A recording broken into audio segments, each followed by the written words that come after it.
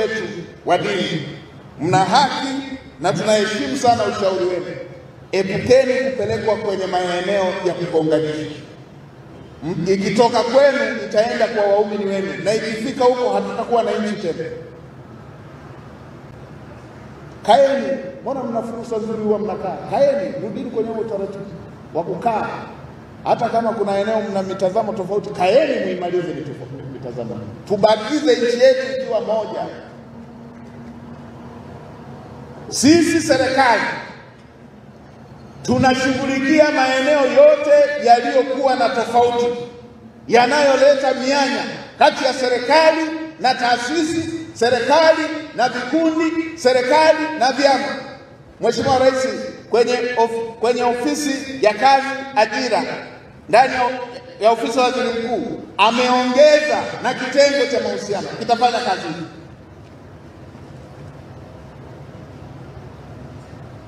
Hii inaonesha ni namna gani Mheshimiwa Rais yuko concerned, anajali kuhakikisha Tanzania inabaki moja, anaweka umuhimu kuendeleza umoja wa Watanzania. Limetokea tukio kubwa, ametoa msamaha kwa vijana ambao walishiriki bila kuwa wanajua kitu gani kinachoendelea.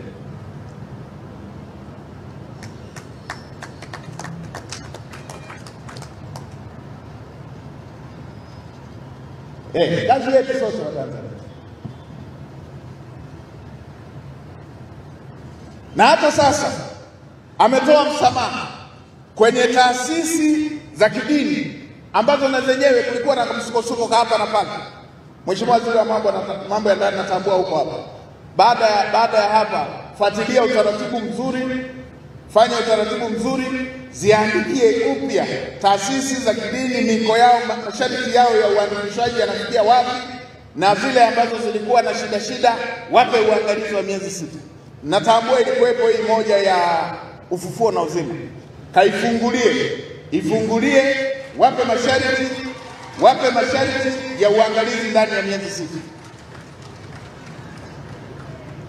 Ziandikie taasisi za kidini zote kuzikumbusha miko na mipaka ya ufanyaji kazi sawasawa na sheria na katiba ya nchi yetu, na masharti ya taasisi na masharti ya usajili waliopewa.